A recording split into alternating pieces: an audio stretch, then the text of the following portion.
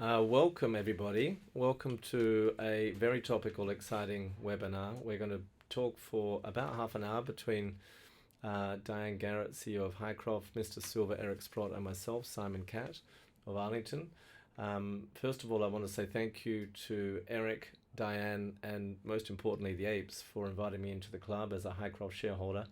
I've come later than you, and there's a bunch of shareholders here in London that Diane's been speaking to who've also come to the party after you. So thank you for the invitation to join your club. It's very exciting to be here, and we're going to the moon. Eric and Diane, I wonder if you'd indulge me for a minute or so, just to think about the history of gold and silver in London before, Eric, I ask you to give us your thoughts on where we are in precious metal markets today, if that's all right. Would that be all right? Yes, certainly. Diane and I are sitting here in the middle of London. London for 2,000 years has been a centre of global trade and finance since the Romans came to London about 50 years after Christ died, around 50 AD. It was then called Londinium, and the Romans had a gold coin that they used for money called the aureus. It had about 8 grams of gold in it, which was worth around about 1,000 US dollars today. So London started with a history of gold.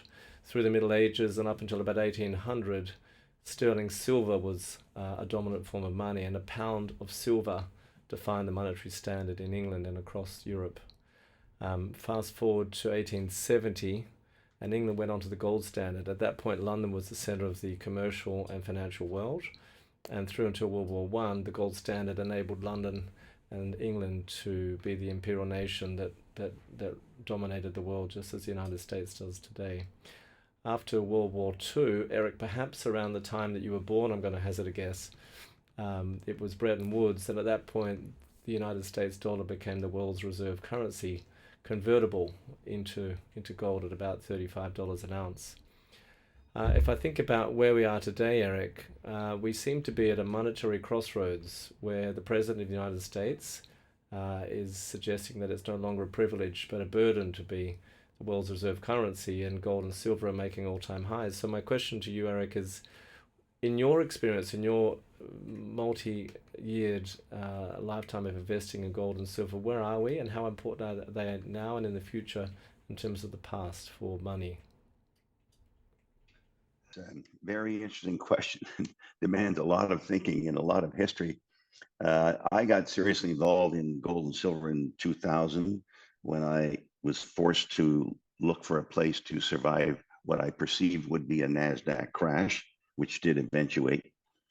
And in my research, it became apparent that gold was manipulated by the central banks with the aid of the commercial banks. So it's not, I think we've been through probably 50 years of manipulation of both gold and silver. We are very fortunate as gold and silver owners that the rest of the world has figured this out as well. I think firstly by the Chinese, certainly by the Indians over a long period of time. But the Chinese have become much more dominant. And of course, lately, many of the central banks have decided that gold is more important than the dollar. So I think we're in the ideal situation where the reality of what gold should represent vis-a-vis fiat currencies is obvious to most. Eric, there's talk in the newspapers a lot recently about a squeeze in silver in particular. So it's topical that the largest silver endowment in the United States is Hycroft. Are we in a silver squeeze, and how can you tell? What's some evidence of that? Well, I certainly believe we are in a squeeze, yes. What is the evidence? I mean, I hear varying comments about what the lease rate is on the LBMA for silver. I've heard 39%, 100%. You hear that most central banks now are not issuing coins any longer. There's the fact that there's a dichotomy between the CME and, let's say, the spot price is just shocking in a way. When I look at the CME trading at 50 in terms of silver, and silver trading at 52, I actually wonder what the hang is going on here. Not that I'm a believer in the CME. I'm not a believer in the CME. The CME has been a market which has been made available to people to manipulate the price of gold. And of course, I think they're still doing gold and silver. So there's lots of signs of stress. The inventory levels are almost non-existent everywhere. I often wonder to myself whether SLV has all the silver that they suggest they have. It's a bit of an open question here when you see all the shorting and naked shorting that's going on in that particular instrument. So yes, I'm a believer in the manipulation. I witnessed it for so long. It's crazy. I mean, we all know about the fines that have been paid by the various banks because they were manipulating gold and silver. So it shouldn't come as a surprise to anyone that we've ended up in a situation now where the claims on the physical by far exceed the amount of physical that's available. And Eric, given that silver's recently gone past all-time highs and trades just above $50 an ounce today, are we at the beginning, the middle, or the end of the journey? If maybe a squeeze has just begun very recently. Well, I would think on a relative likely change in price, we're at the beginning. My view would be that if silver traded in a normal market, it would probably trade at a 15-to-1 ratio to gold, which would suggest that 3,000 should be $200. It always traded at 15-to-1 when it was a currency. It's mined at 8-to-1. It could go to 8-to-1. It could go to less than 8-to-1 because it's a necessary metal, whereas gold isn't a necessary metal that's used every day. So I think if we look at 50 today and imagine it gets to 200, and I know there's many people that have numbers even bigger than that, we're early days in this squeeze and rally. Gotcha. And Eric, as we're here with Diane, and the subject of today's webinar is, of course, silver, but also importantly, Hycroft. I understand you've recently invested over $100 million with Diane in Hycroft. Where does that sit in the constellation of your portfolio and priorities? Well, my analytic view, even though I'm not giving analytic advice, is that when I look around the landscape of the silver equities that you can buy, where do you get the most leverage? And of course, history teaches you that a company, well, first of all, that's been neglected. That's the first thing you'll want to find in a company that was going to give you outside performance. Two, you actually want a company that has lower than average grade because everyone kind of dismisses it. And yes, you can dismiss it at perhaps $25 silver, but you can't dismiss it at $50 silver, and you're certainly not going to dismiss it at $200 silver. At $200 silver, Hycroft will almost make exactly the same money as any silver producer, whether your cost is 30 or 20 or 15. It's the 200 that's important. So the big winners are always the lowest grade, lowest perceived grade, what seems like the greatest risk. And I just think with the resources that they have, the 450 million ounces of MI and resources in silver, the 14 million of MI and resources in gold, you cannot find a more levered and more significant payoff than you can with Hycroft. And Eric, I recall you famously made $1 billion on Kirkland Lake when Kirkland discovered the Swan Zone at the Fosterville mine in Victoria, Australia. And I'm thinking about the high-grade silver that Hycroft announced earlier this year, and I understand there's two drill rigs drilling now. Are there any similarities in terms of the excitement and the potential for discovery at Hycroft and other investments like Fosterville or Kirkland Lake in your experience? Well, I would say the event that I find the same is that they were both ignored when they shouldn't have been ignored. So, for example, I think of Kirkland being ignored when obviously Fosterville kept coming out with these great results. Every drill result after another, just incredible. And the market hardly reacted to it. And the market really only reacted when it was in production and you could see what the effect of the high grade was going to be on the earnings. Right. When I look at Hycroft, I sit here and say, oh my God, the price of silver is 50 and the price of gold is 4,000. Can't people just multiply? You know, I mean, the gross value of the resource is like $80 billion or something. Gross metal value is 80 billion, and that's not considering that I obviously the resource is going to grow here because of the price, because you can use a lower cutoff grade, and maybe it could grow quite significantly. Two, you have higher grade intersections in the brimstone vortex that have been announced in the last couple of years, like significantly higher than the mine grade. And three, we have a feeder zone that is sort of showing signs that it may be what manifested the huge deposit that we have here. And of course, it would have very high grade too. So you could get a combination of, imagine getting a combination of a Fosterville and a doubling of prices and a doubling of resources all in one package. So the package is likely to get a lot bigger than I'm describing it as. And Eric, I think you've invested $100 million or so just recently and more in the past in Hycroft. Is that important in the context of your portfolio?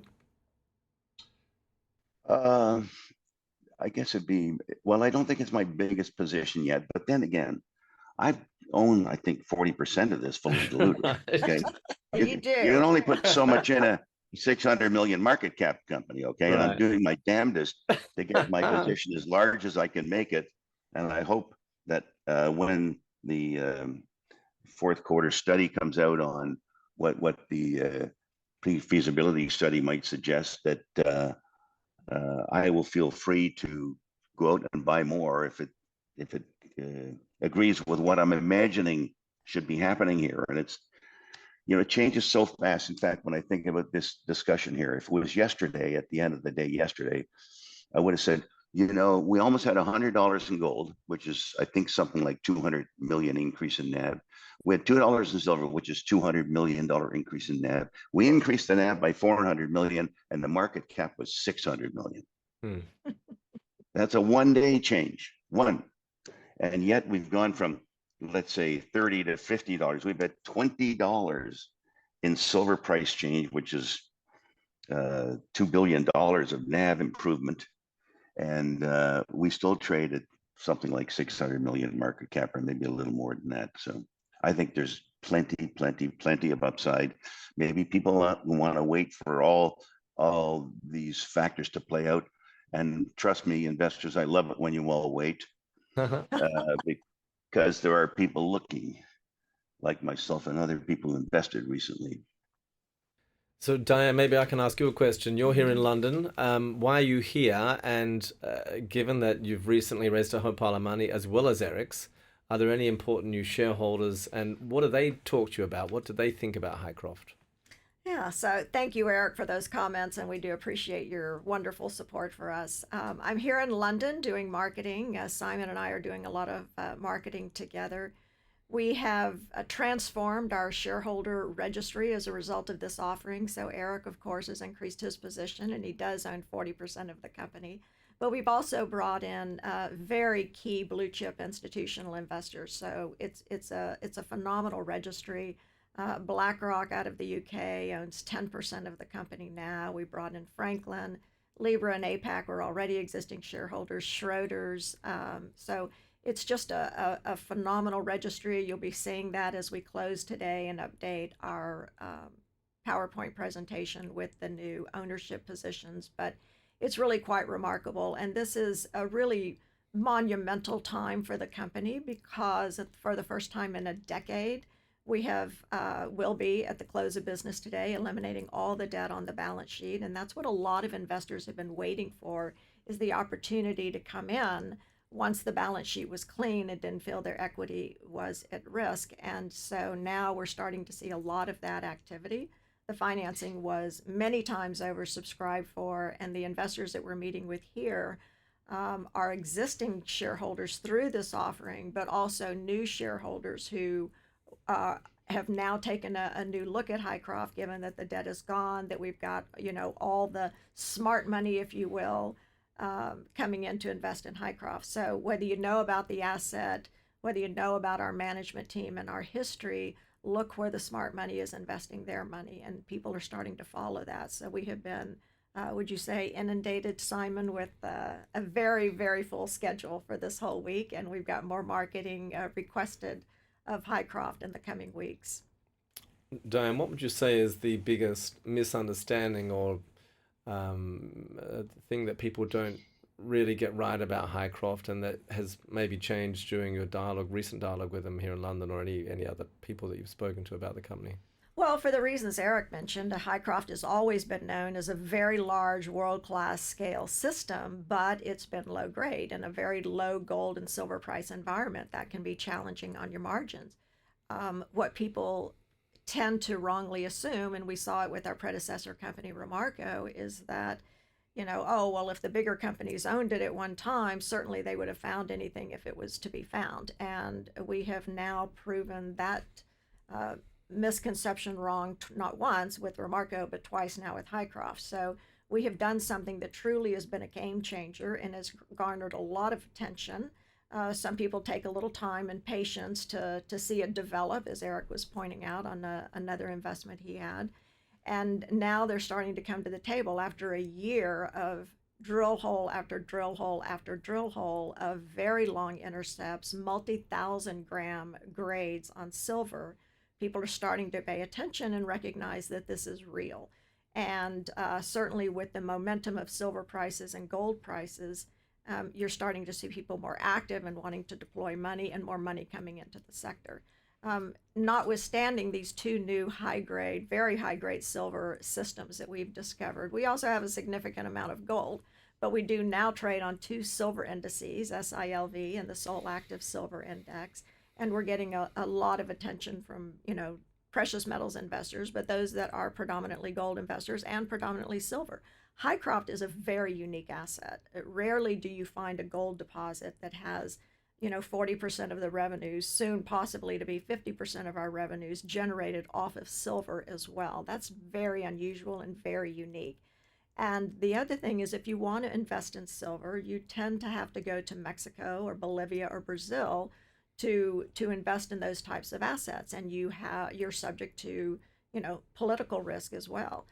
To have an asset like this in the United States, brownfields project, infrastructure on site, permitted for heap leach and milling, and a growing high grade ore body, which has been a game changer for the industry, who's never thought that this was possible at Hycroft. It's really a culmination of a lot of very positive things happening at the company. We combine that with all of our relentless marketing and exposing Hycroft to as many investors and potential investors as we can.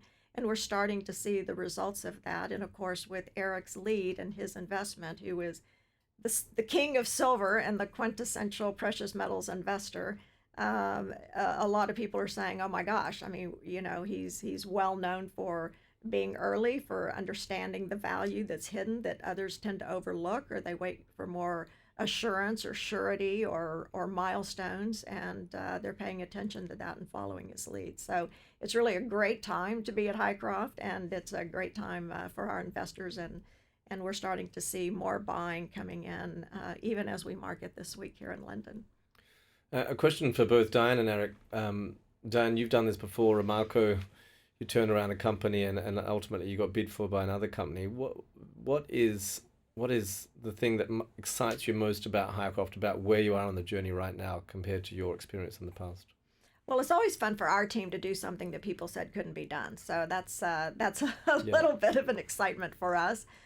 We had a conviction. This is exactly the reason that drew us to the Hycroft property. It's understanding that our predecessors never looked to see, where was the source that was the plumbing, if you will, to creating this large low-grade system.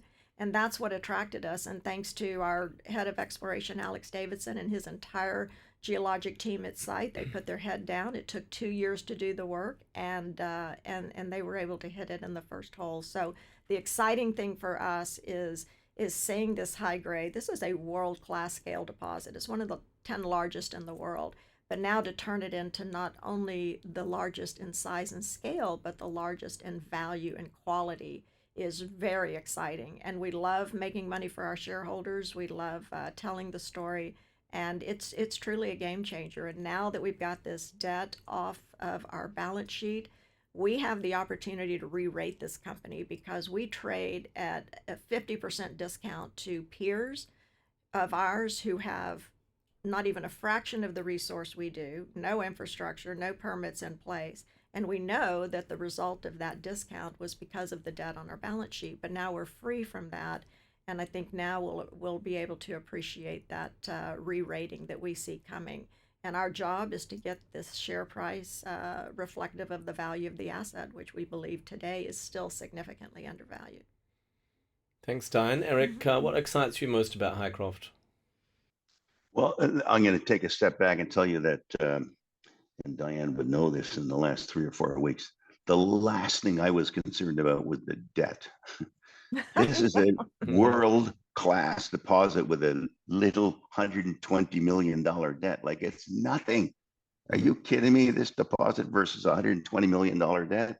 And I said to Diane before this last raise took place, you could get hundreds of millions of dollars if you wanted it. And sure enough, they raised 170, but the book, I understand, might have been over 400 million for a name that theoretically nobody even knew about, like 400 million coming out of nowhere. And I've always believed that, I don't even know what the capex is going to be, but if we threw out a number of 2 billion, I don't know whether that's too high or not. With the resource that they have and the change in the resource that's likely to take place, that is just going to end up being a drop in the bucket. And the funny thing is, it still trades for a measly little 600 million. When I think of 600 million world-class deposit in the United States, in Nevada, right? With permits, with infrastructure. Are you kidding me? And with the outlook for silver where it is, and I got to give a little nod to Michael Oliver, who's I've followed closely, and he's suggesting that silver could be like $70 before the end of the year, and much, much higher going forward. It's the much, much higher part that excites me about this, because as an investor, I'm looking for return. I don't need protection. I want to see what the upside is going to be. I'd be embarrassed to tell you what the upside would be at $200 silver. Okay, it's just some number that so flies off the paper. It's crazy. Mm-hmm. Sounds good to me, as a shareholder. Me too. Diane, so one thing that has always struck me as potentially explosive for Hycroft, and part of the reason that I'm wearing my blue suit with my white shirt and my red tie today, in a hat tip to Mr. Trump, is that silver's recently become critical in the United States. You've got the largest pile of silver sitting in Nevada. You've got permits, you've got power, you've got water. You're surrounded by the world's biggest gold mines. Do you think that Mr. Trump and the United States might figure out that actually the precious metal may or may not be in Fort Knox, but there's quite a lot here in northern Nevada at Hycroft? Yes, and if they haven't figured out yet, it's our job to make sure they understand that. That is number one on my agenda as soon as we finish this marketing roadshow. But with silver being designated a critical mineral, and we know that the U.S. government is going to be stockpiling the physical metal, and rightfully so. It serves not only a store of value currency perspective, but also an industrial metal, which is critical to so many different industries today. And the demand is, outstripping supply, and has for some time. And, here in London, we were seeing the bullion traders being squeezed. They were running out of supply. We saw the long queues and lines around buildings, and also out of Australia. So this momentum and this movement is far from over. I agree with Eric on that very much. We're just at the beginning of this, in my view, which is not nearly as sophisticated as Eric's, to be sure. But yes, we think we've seen the government come in and place significant positions in our mining companies and our industry for different critical and strategic minerals, and silver would be one of those. And we need to make sure they're aware of Hycroft and its potential and its size and scale as well. So Eric and Diane, if it's okay with you, what we're going to do is now go to Ask the Apes, the most important shareholder group in the room here, what they want to know, and invite them to ask questions. So feel free to message us on the Zoom Q&A portal, and we're going to read those questions out. The one that I get most coming through Catt Calls, and by the way, thank you to the apes. I see all your memes. They're fantastic. And I agree with you. We are going to the moon, and the ignition sequence has just begun. The question that I get most, Diane, is, are you going into production soon?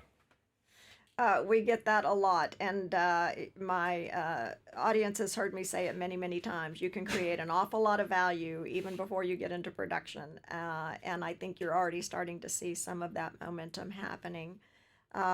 We have a couple of opportunities on production. We have a lot of optionality now at Hycroft that wasn't available to us before this commodity price environment, and also with the recent high grade discovery. So we've got the large project that can certainly be developed.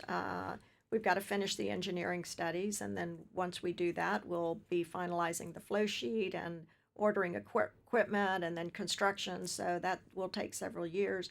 But we also have the high grade underground discovery. We're going to be using some of the money that we recently raised to double that drill program. So we'll have 4 rigs there, and then we're looking at bringing on more subsequent to that, so we can develop out a very nice resource over the next year, and then do a study on that to look at getting into the high grade and mining that is a potential starter area. And the other thing too that's come up, and I get asked about this a lot, and we've referenced it in a few of our press releases, is we still have heap leach material at Hycroft. And with these higher commodity price environments, a lot more material that was previously categorized as waste is now economic and can deliver nice revenues. So there is a potential to restart the heap leach at Hycroft. We're doing that study right now. We have another rig coming just for filling in some of the gaps of that, but it's quite a substantial amount of material that's captured in our current published resource. And we're going to be looking at that. That would be a very quick startup, very minimal capital, and that would give us a nice many years of cash flow prior to the milling operation. So stay tuned for more news on that. We're finishing up our work, and we'll report back to the market. So we are as anxious to be in production and start it up as everybody else, but aren't we all glad that we weren't in a position that we started this up several years ago and left a couple of $1,000s gold and tens of $20 silvers on the table and never captured that value from our ore body. So the timing will be right, and we're doing the necessary work to make sure that it's a successful startup. Thank you, Dan. I've got one for you, Eric. Can you please explain from your previous statement that Hycroft has the potential to be a 200 bagger? Do you see that potential or even higher? Well, as I mentioned earlier, the resource could go up a lot here. It could double just from the drilling and from the lower cutoff grade. Okay, that's not that hard to imagine because we've had a dramatic increase in prices here. If they find a feeder zone, that would be incredibly significant. If they develop the brimstone and vortex high grade, that would be significant. And these are all because the grade is so much higher, the profitability is probably by a factor of 10 times better than what has been mined before. So there's many reasons to think that it could be a 200 bagger. And I got to compliment Don Durrett. He's a letter writer, and I like pointing out Don because he's one of the few guys who would sit there and say, this is going to be a 100 bagger. And I think that's what we need in this business, to realize what the potential for these damn things is. It's not small. You know, you want to make a difference in your economic life, you better get in precious metals here. So he's been great. I would say to your viewers that they should be listening to Michael Oliver and his MSA, Momentum Structural Analysis, because there's the guy who's calling for seriously higher prices in silver, well thought out. And you gotta listen to these people and see exactly what they're saying to know exactly what the opportunity is. Because the key thing as a buyer or something is, what's the size of the opportunity? This is beyond anything that you could hardly ever imagine. I mean, it's just so crazily large. I hope they're as successful as they hope to be with the drilling that's going on. It's a massive property. You've been there, I've been there. There's a lot of things to think are great about this company and where it is right now. Right, and Eric, you were there recently, right, at the Hycroft mine? Yeah, Yeah. Not that I'm a great guy touring mines, because I'm not a geologist, but when you look at the dimensions and size of this thing, and when you listen to the explanation for the feeder zone and the high grade silver that they've discovered at Brimstone Vortex, it's appealing. Not that it wasn't appealing going in. You just look at the resource. I mean, who's got a resource like this? As Diana said, there's 10 guys in the world. Well, this is one of them. Yeah. Yeah. You mentioned Diane, I have a question here. Can you explain what the feeder zone means and when are you going to be looking for it? Certainly. Well, we have a drill hole drilling through the feeder zone now. So the feeder zone is down in the boiling area, deep in the system.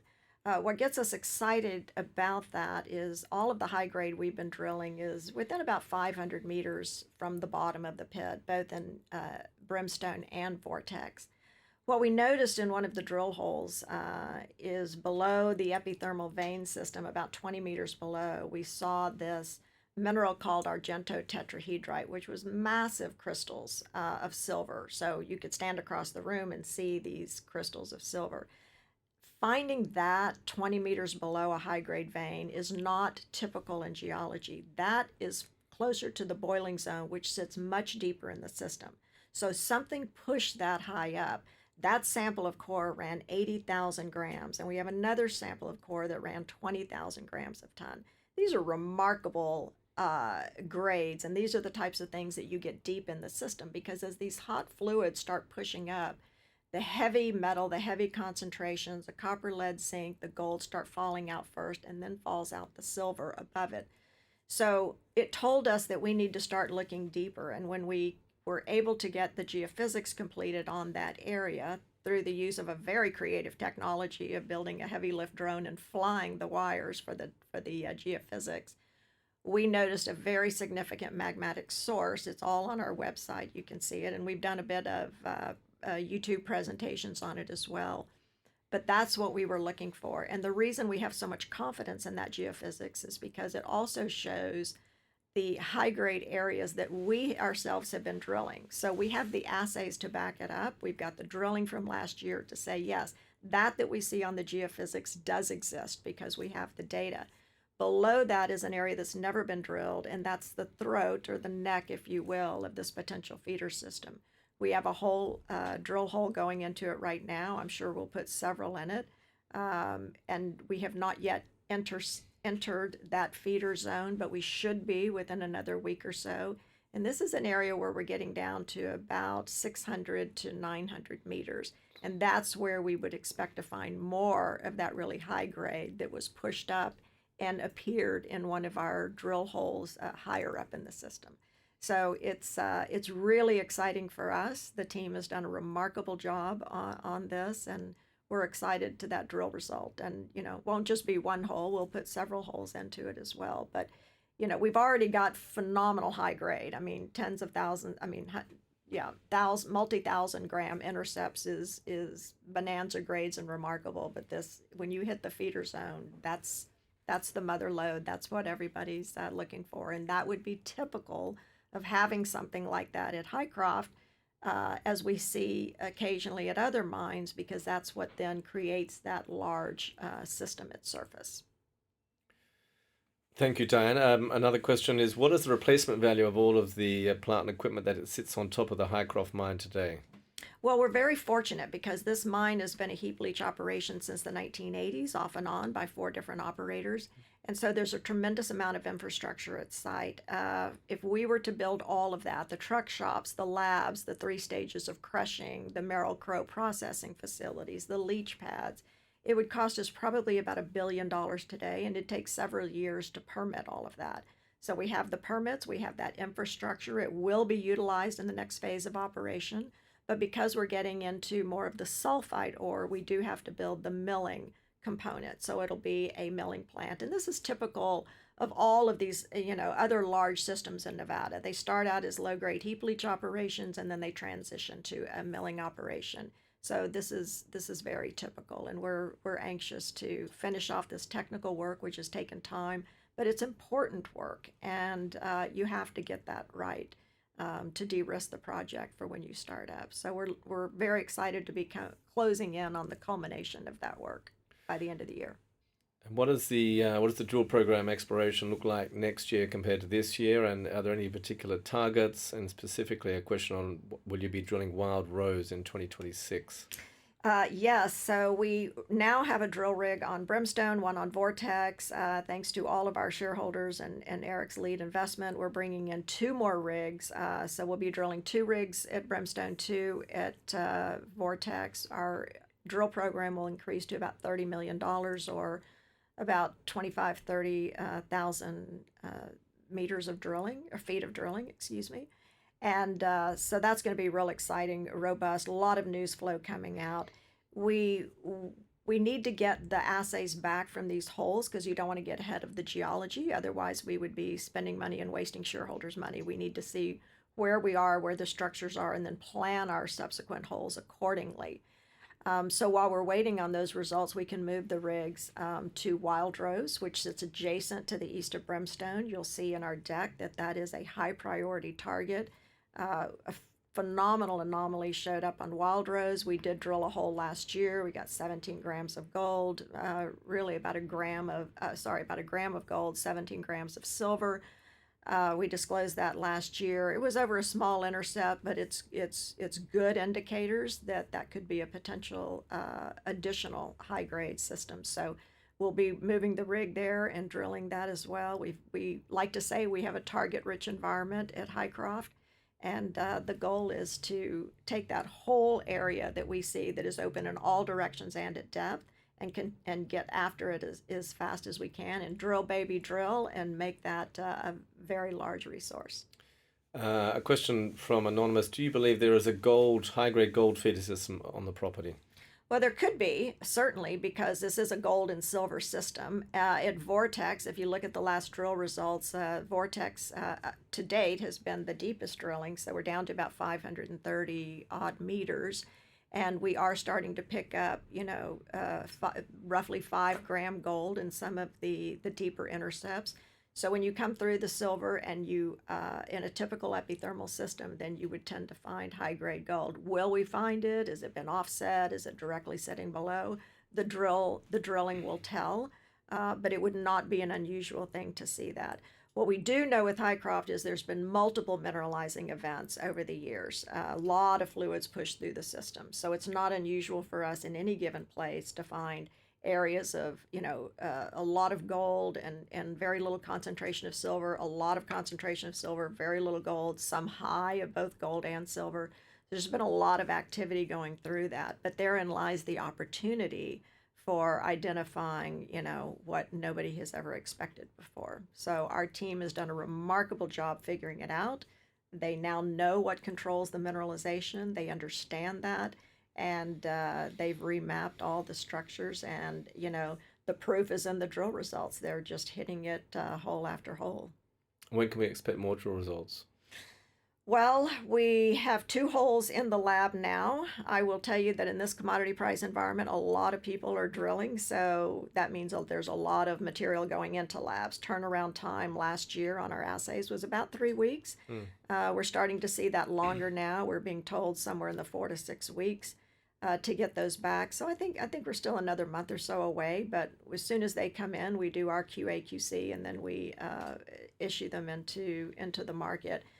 The feeder hole will still be drilled for another week before we hit total depth, possibly 10 days before that's completed. Then we have to log it, prep it, and ship it off to the lab. So we should start seeing drill results coming in here certainly before the end of the year, and hopefully within a month or 6 weeks or so. Gotcha. Yeah. And this is an important one. Eric and I care about this. What kind of drip will we have? Hat, T-shirts, cups, rounds, etc. What is your ETA for release on new merch? New merch. I know everybody needs new merchandise. So we are going to, we'll ask our general manager, who's been tasked with the next silver rounds that we're going to be minting. I love the one of the ape the other day that was posted, and asked permission that we could use that graphic. If you got some ideas, send them to us. I think we need a Sprott Hycroft coin. What do you think about that, Eric? Let's mint one of those. And maybe we'll put an ape on the other side. But we will be doing some new merch and into our online store, and maybe we need some silver hats now. What do you think? Silver hats sound good to me. A question: What does the news story look like into next year, in terms of production, exploration, technical studies, resources, etc.? So the technical studies are slated for the end of the year. That would be on, we finished the pressure oxidation metallurgical work. We'll have those results out shortly. We are midway through the roasting metallurgical work. Keep in mind that both processes are amenable to the Hycroft ore. Roasting allows us to gain a third revenue stream, which would be production of sulfuric acid that we could sell into the lithium space as that is needed. And we have 5 lithium mines in Nevada. So we want to look at both of those two. And then we'll put out that technical report once that we'll choose one of those two options, put out the technical report at the end of the year. Continuous news flow over the next year to really 18 months, because we're going to keep drilling as long as we're finding this high grade. We're going to keep drilling. We'll also be assessing this underground in terms of a resource, and also what that would look like to start up as an underground mine. And see what else. So metallurgy, technical report with economics, so people can see the value of this mine. Like Eric said, nobody's really seen that recently, and I think that's going to be quite remarkable, particularly when you're looking at current commodity prices. So just a lot of news flow. This year is really the culmination of a lot of work that's gone on the last 2 years, and it's not just ending here. I mean, this is the beginning of really showcasing the hidden value that's been at Hycroft all these years, and we're just very fortunate enough to be the management team that came in and has figured it out and delivering that value to our shareholders. Eric, is there anything that you would like to ask Diane, or maybe any messages that you would like to send to the apes or other shareholders?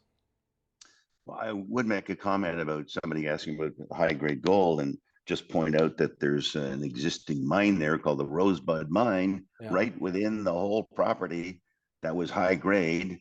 So yes, we will undoubtedly find high grade. I mean, it's such a big property. I don't know whether Diane's mentioned, I think they've only explored 10% of it. It's just so prospective, it's ridiculous. We just have so many things here, even the mention of sulfur. Can you imagine?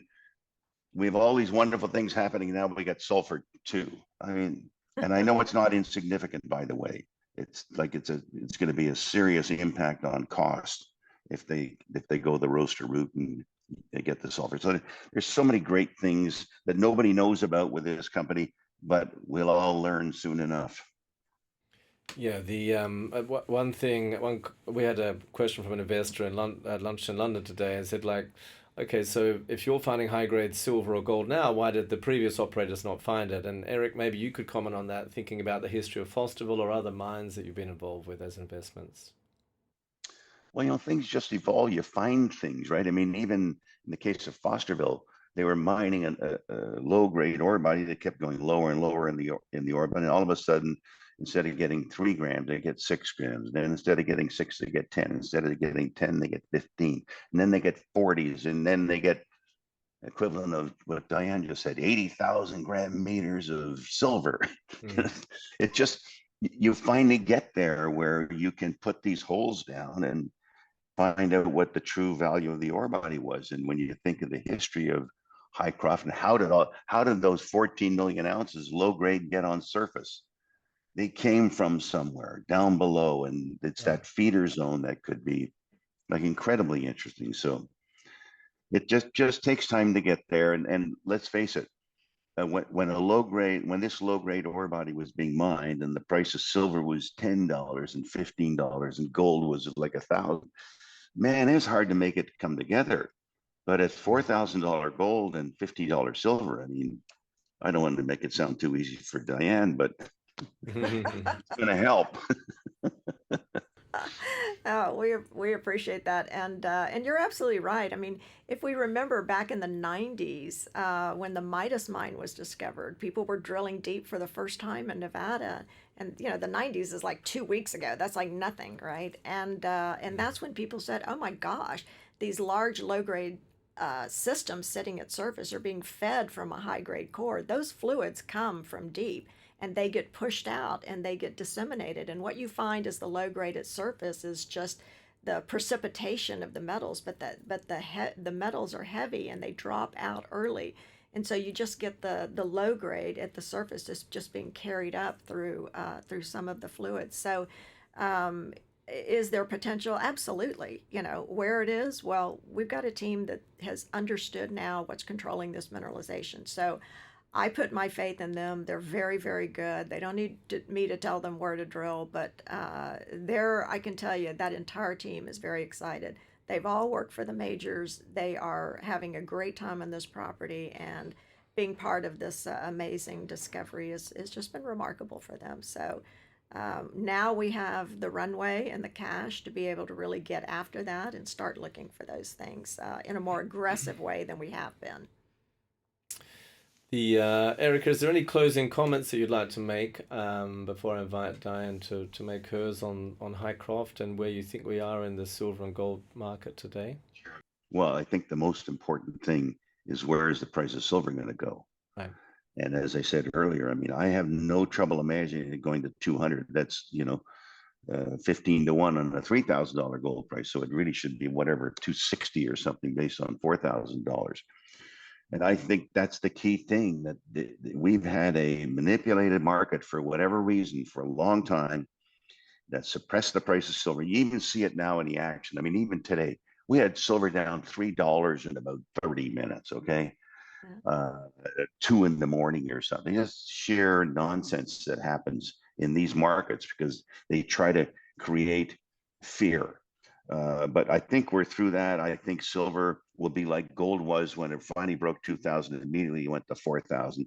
Silver, when it kind of broke through 35, is going to go to, I'm sure, double. And I think well beyond that to catch up to the proper ratio that it should trade at. Imagine thinking it trades 8 to 1, and it's a critical mineral.